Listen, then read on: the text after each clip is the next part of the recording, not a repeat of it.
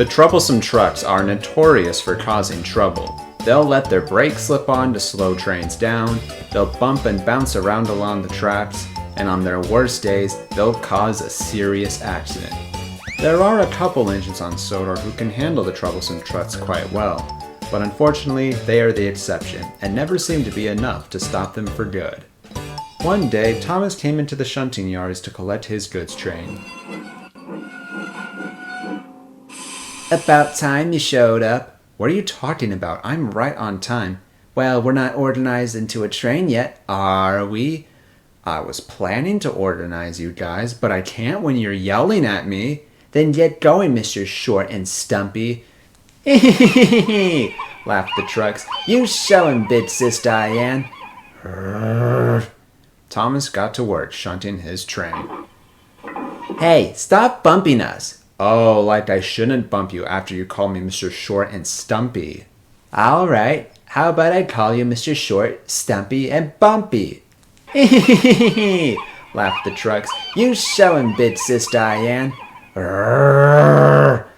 Thomas finally got his train put together. The conductor blew his whistle, and Thomas started off. But as he tried to leave, hey, who's letting their brakes slip on? We're not ready yet. Oh, for goodness sake. You were so worried about being on time, and now you're saying you're not ready yet? Make up your mind. Hey, I'm ready to go, but you didn't ask the rest of the trucks if they were ready to go. You just started leaving. I have to leave when the conductor blows his whistle. Then tell the conductor not to blow his whistle right away, Mr. Short, Stumpy, Bumpy, and want to leave before everybody is ready. Laughed the trucks. You show him, big sis Diane. At last, Thomas finally got to leave the station.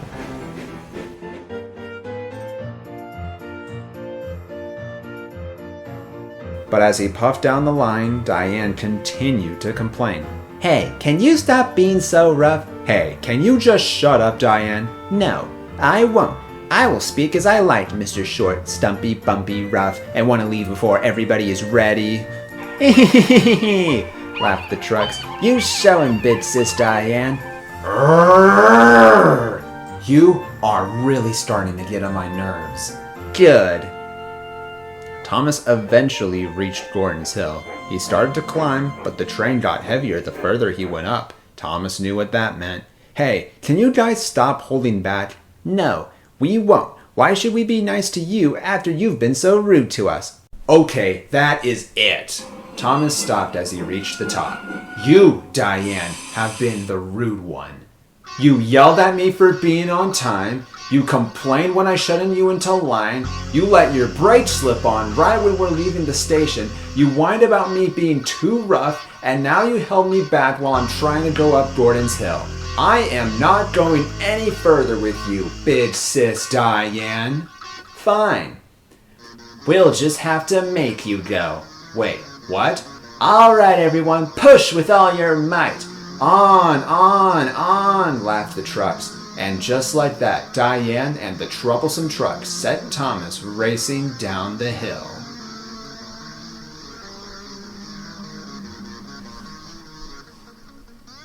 Whoa, cried Thomas. Stop pushing, stop pushing.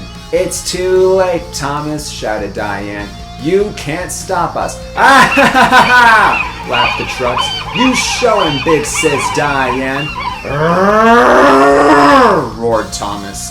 And you guys wonder why we call you guys the troublesome trucks. Oh, it's no secret, Mr. Short, Stumpy, Bumpy, Rough, want to leave before everyone is ready and stopping on the hill because you're a big baby. I hate you, Diane. Same to you, Thomas. I hope we crash. Well, you're in luck. Here comes a sharp bend.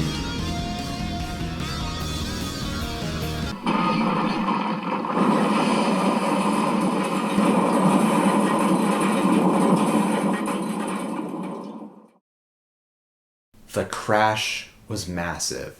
Trucks laid all over the place. Thomas's driver, fireman, and conductor all had injuries. And Thomas and Diane just stared at each other. They didn't say a word, because they didn't have to. They were enemies. Harvey came to help clear the mess. Sir Topham Hatt was very distraught. "What has happened here?" Then he looked at Diane. "Oh, I understand now. Diane, you have caused a serious accident."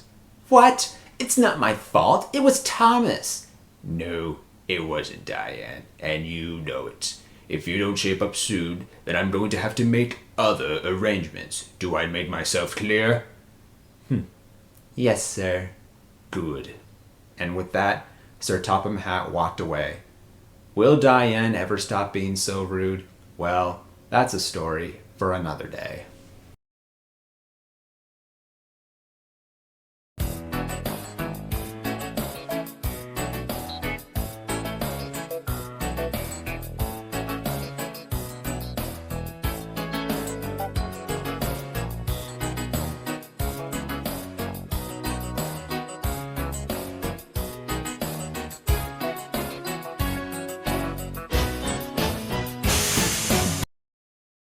It was a couple days after her crash with Thomas.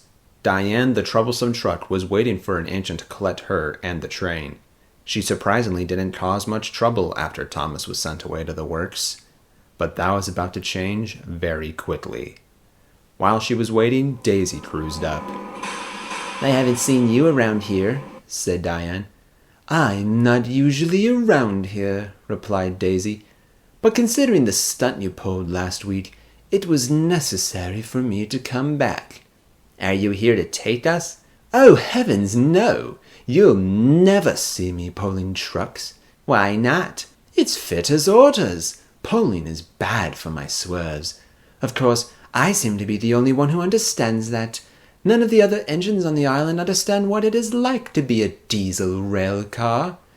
And none of the engines on the island understand what it's like to be pulled and bumped around all the time. I try to tell them, but they never listen. Actions speak louder than words, darling. If you want to make a point, you can't just whine about it. You need to take action, like you did last week. Maybe this time, you should try something bigger. Then they'll listen. A few seconds later, Percy chuffed in to collect his train. Hey, no bumping, snapped Diane. Oh, shut up, Diane, said Percy. If anything, you deserve to be bumped after what you did to Thomas. He had it coming. Now get going, you green caterpillar. Fine. And Percy puffed out of the yard. To Percy's surprise, Diane and the troublesome trucks were really quiet. Percy thought this was a good thing. But little did Percy know that Diane and the trucks were plotting.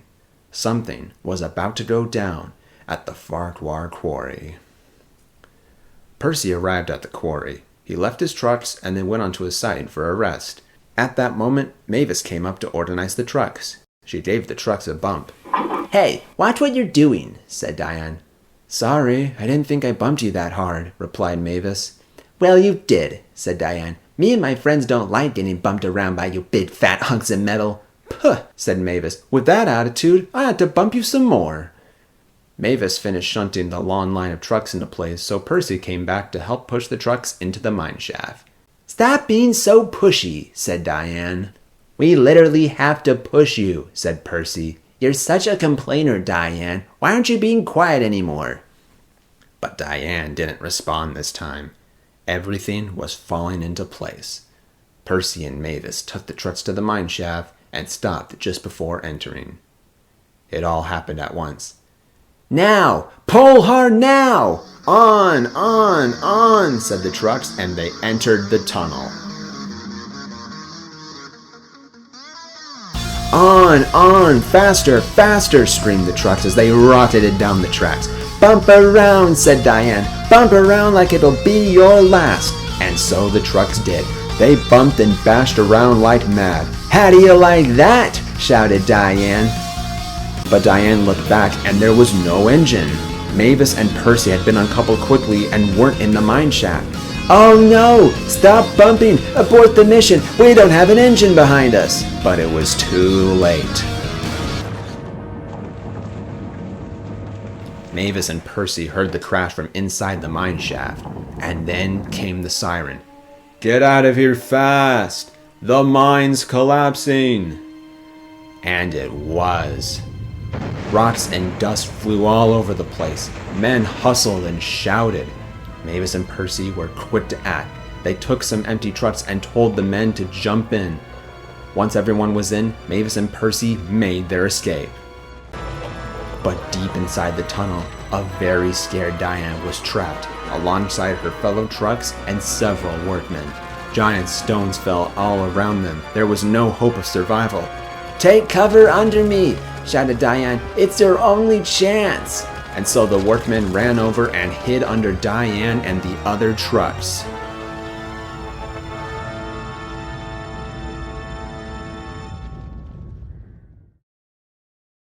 Finally, the dust had settled.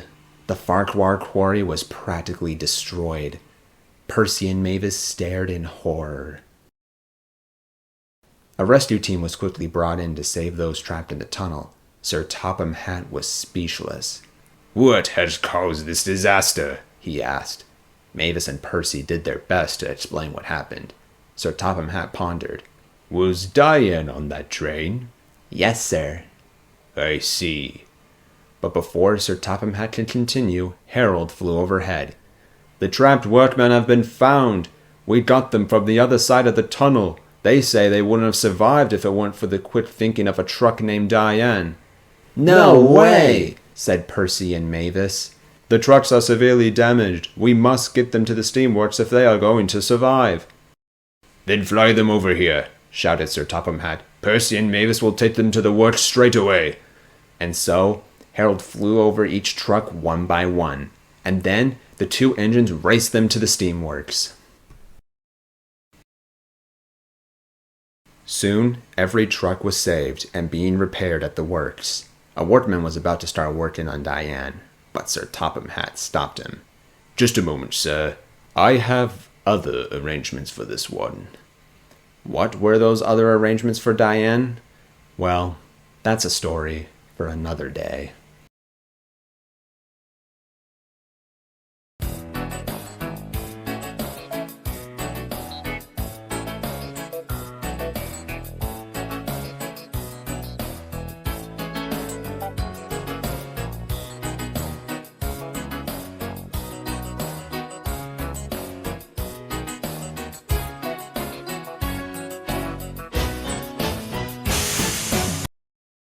It had been a couple days since the Farquhar quarry disaster. Sir Topham Hatt was waiting outside the steamworks. The workmen there were working on the other arrangements for Diane, the troublesome truck. At last they were finished, and Rosie pulled Diane out of the sheds. Except Diane looked very different from what she used to be. She now had benches in her hall and doors installed on her sides. What happened to me?" asked Diane. "These are the other arrangements I was talking about, Diane," said Sir Topham Hatt. "You are now no longer a troublesome truck. You are a roofless passenger car." Diane was appalled. "What?" she said. "Why would you do this to me?" "Well, Toby has been in need of a second carriage for his passenger trains, and I think you would make a nice passenger car." "Oh, and I'm sure you didn't do it just so I would be separated from the other troublesome trucks and therefore cause less problems." "Exactly," said Sir Topham Hatt. "Now, Rosie, take Diane to Toby. He'll be waiting for you at Elsbridge." "Yes, sir." And Rosie left the steamworks with a more than annoyed Diane. Rosie soon arrived at Elsbridge. Toby was waiting with Henrietta, just as Sir Topham Hatt said. Before Diane was shunted into place, Daisy cruised through the station. Diane glared at her, but Daisy just laughed. After that, Rosie quickly shunted Diane behind Henrietta. "Woohoo, I'm so excited," said Diane. "Oh, come on, dear," said Henrietta. "It won't be so bad. You might actually enjoy being a coach." "We'll see about that." The passengers climbed into Diane, marveling at the strange new coach. Diane was starting to feel self-conscious. "Can we go now?" "We have to wait for all the passengers to get in," said Henrietta. At last, all the passengers were in their seats. The conductor blew his whistle, and with that, Toby set off down the line. As Toby trundled down the line, Diane was trying to find something to complain about, but to her surprise, she found nothing. "We're going really smoothly," she said. "Not too rough and not too fast. It's just right." Toby smiled. "I'm glad you're enjoying yourself. I'm not gonna lie, I expected you to complain a lot more." "You guys call it complaining," said Diane, "but I'd call it stating facts. You engines always bump us trucks around for no good reason." "No good reason," said Toby. "What about all those accidents you caused by pushing us engines?" "We bump you 'cause you bump us. You engines always think you're so much better than the trucks. You insult us even if we're in a good mood, and you'd rather be doing anything than pulling trucks. Have you ever noticed that whenever we cause an accident, it's because an engine has been being a jerk?"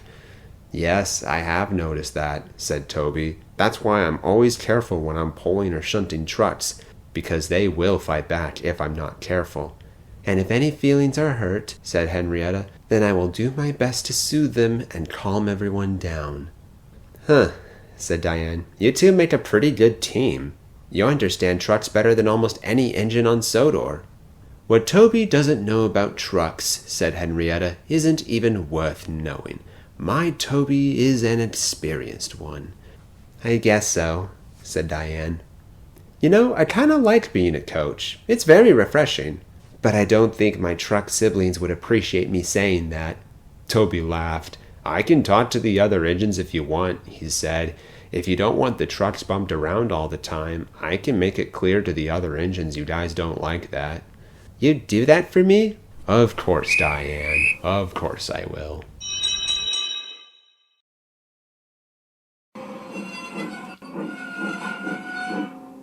"Thanks, Toby, for such a splendid ride. I can't wait for tomorrow." "No problem," replied Toby, and after all the passengers had left, Toby took Diane and Henrietta to the carriage shed.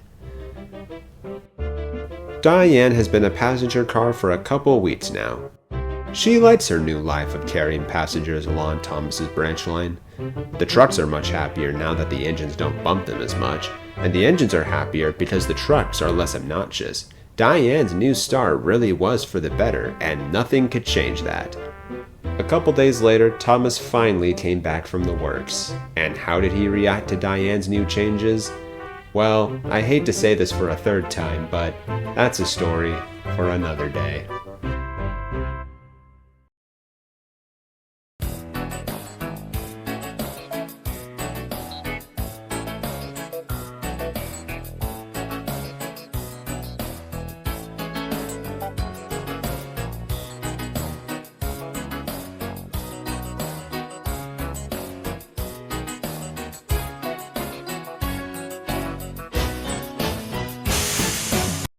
Thomas had been at the works for a very long time. His accident with Diane, the troublesome truck, had taken a toll on him.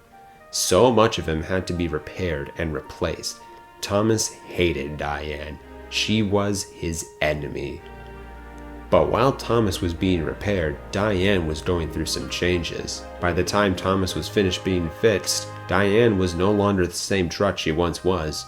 She wasn't even a truck anymore. She was a roofless passenger car, and she no longer hated Thomas. But Thomas didn't know this, so when he finally returned home, he was very shocked to see Diane at the back of Percy's passenger train. "You!" growled Thomas. "Hello, Thomas," said Diane. "Welcome back. I see you're no longer a truck anymore. Definitely for the best." "You'd be surprised," said Percy. "She makes a great carriage. Diane mainly goes on Toby's trains, but—" "Good," interrupted Thomas. "I don't want her on my train. I'll never pull her. Mark my words." And Thomas stormed away. "He doesn't seem to be doing any better," said Diane. "He'll calm down eventually," said Percy. "But of course, sometimes eventually can be very, very long." Unfortunately, Percy was right. Thomas was still very cross with Diane, even after a couple weeks. It was starting to become a problem for the other engines. "How do we stop him from being so bitter?" Diane asked Toby. "Well," said Toby, "the only way to make up a quarrel is to have the two people talk honestly with each other and show that you have both changed for the better." "How do I do that?" asked Diane. "We'll find a way," said Toby. "We always do." Diane was fitted with new brakes when she was rebuilt. They've proven to be very useful when stopping trains at the station and when other coaches' brakes fail. One day, Thomas was stopping at Elsbridge, but he overshot the platform. Once he backed up, an inspector came and examined Clarabelle. "The brakes were hard on," said the inspector, "but the train didn't stop. The pipe must be broken. We'll have to get another brake coach. But the only coach with brakes in the yard is Diane," said the station master. "Absolutely not," snapped Thomas. "I will not have Diane on my train." "We don't have a choice," said the station master. So Diane was coupled up behind Annie and the passengers climbed aboard. Then, with the blow of a conductor's whistle, Thomas crossly set off down the line. "Don't think about letting your brakes slip on," said Thomas after a while. "I wasn't planning on it," said Diane, "but I might if you keep yelling at me."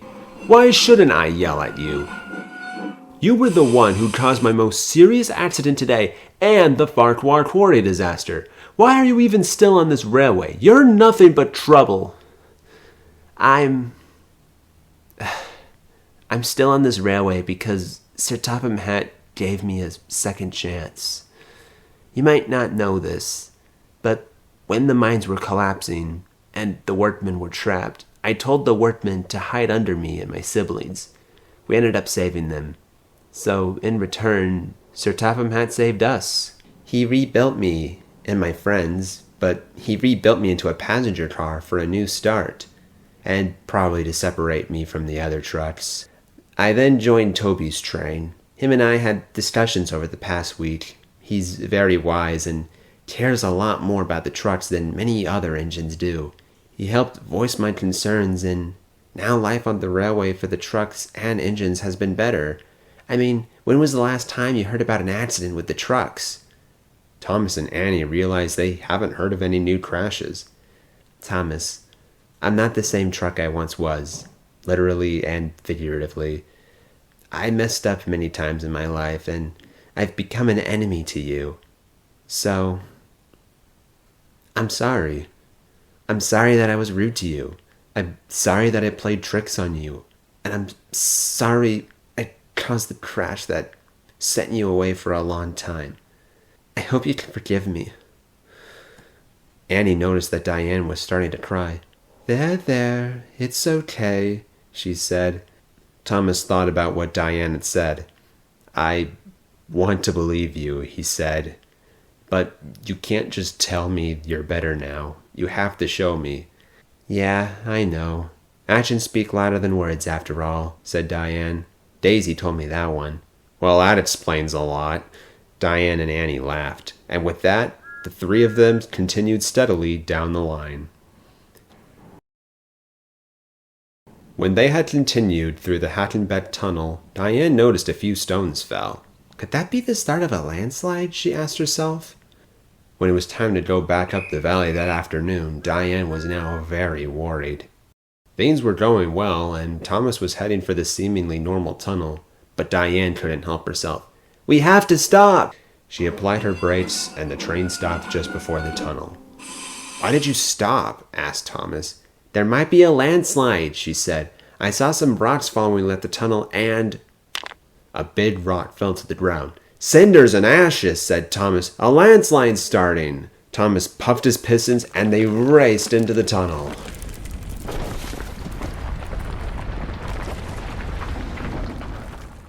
The landslide had blocked the end of the tunnel, but Thomas, Annie, and Diane were safe. "That was close," said Thomas. "Thank you, Diane. You were a hero." "Oh, please," said Diane modestly. "You were the one who got us out of the landslide." "You're both heroes," laughed Annie. "3 cheers for Thomas and Diane." "Hip, hip, hooray!" went the passengers. Thomas and Diane beamed with pride. It had now been a couple days since the landslide. Thomas and Diane have made up their feud and are now very close friends. The other engines were very happy about this, until Thomas and Diane started complaining together. Diane still works with Toby, but sometimes you'll see Diane on Thomas's train as a special coach. Everything seems great for the branch line engines now, and I'm just happy that I don't have to say that's a story for another day for the 4th time. Aren't you?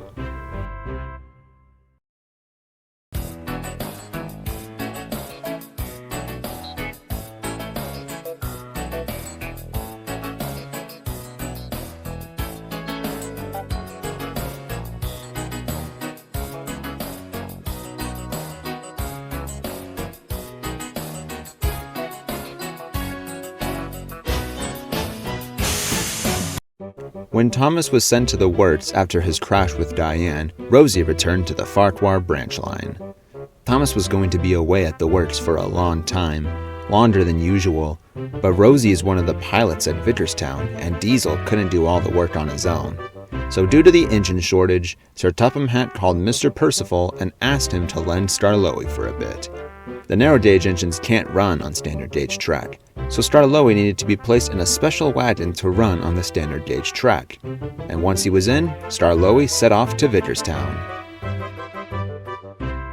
Starlowy liked the change of pace, but some of the other engines found it strange that a narrow gauge engine was helping them. One engine was particularly vocal about it. And that engine was Gordon. "It's not right," said Gordon to Edward. "A narrow gauge engine shunting standard gauge trains. It's just... "What, Gordon?" quizzed Edward. "What is it just?" "It's just not proper. So undignified. I'd rather shunt my own coaches." "Would you really do it, Gordon? Would you?" "Well, no, but it'd be better than the alternative." Edward laughed as Gordon puffed out of the station. Whenever Gordon was at Vickerstown and Starlowy was shunting nearby, he would always have something to say. "Not proper at all. Absolutely ridiculous. I'd rather only diesel shunt trains. Actually, I take that back. That doesn't sound like a great idea." "I heard that," shouted Diesel. "A great idea, Gordon," said Starlowy, "would be shutting your mouth while I work. I know you don't like it, but you need to swallow your pride and be happy that you or Diesel isn't the one doing the work." "I heard that too." "Now, if you excuse me, Gordon, I have work to do." And Starlowy went off to the shunting yards. Gordon was speechless. A few days later, Gordon returned to Vickerstown to find Starlowy in front of a long rake of coaches. "Tenders and turntables," said Gordon. "Who's this train for?" "Me." "What?" Gordon was surprised. The engine that was supposed to take this broke down, so I volunteered to take it. We must look after the passengers. "I know," said Gordon, "but can you handle it?" "Yes, Gordon," said Starlowy. "I may be old and small, but I'll get those passengers home or bust." The conductor's whistle blew, and Starlowy puffed slowly out of the station. Once again, Gordon was speechless. A while later, Gordon was taking a large train of goods. He didn't want to at first, but he thought about what Starlowy would say. "It's an important job, so swallow your pride and do it without fuss." Gordon soon reached his hill. As he began to climb, he saw a familiar-looking rake of coaches right in front of him. Gordon stopped alongside a worn-out Starlowy. "What happened?" he asked. "I couldn't pull the train up the hill," wheezed Starlowy. "Just too old and small." "Don't say that," said Gordon. "You're more proper and hard-working than any other engine I've ever met. I'll help you get up this hill. You don't want to keep the train waiting, and we must look after the passengers after all." Starlowy chuckled. "I can't believe I'm getting help from you," he said. "But I guess I'll have to swallow my pride." "You taught me how to do it," said Gordon. "Now let's get to work." Gordon soon buffered up behind Starlowy, and then the strange train set off.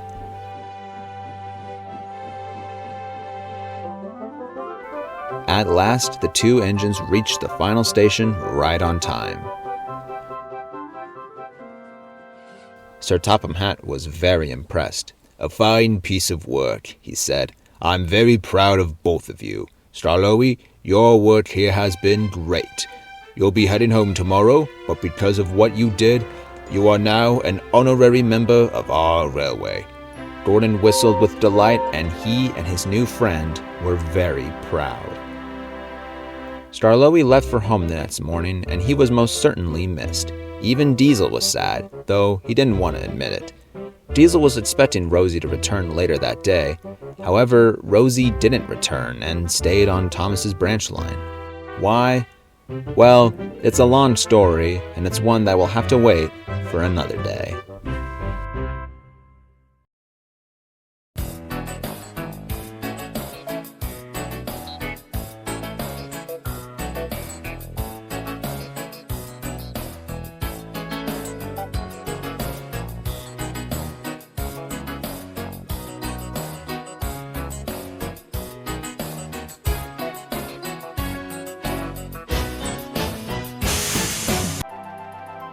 One morning, Peter, Sam, and Duncan were in a heated debate.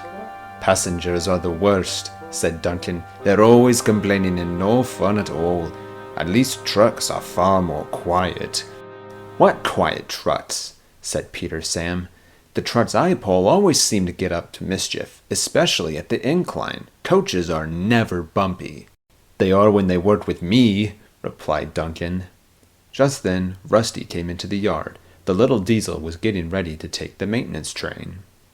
"Rusty," called Peter Sam, "Duncan and I are having a debate. Duncan thinks taking trucks is better than passengers." "And Peter Sam thinks grumpy passengers are better than trucks," interrupted Duncan, "and he's wrong for thinking that." "I never said I like grumpy...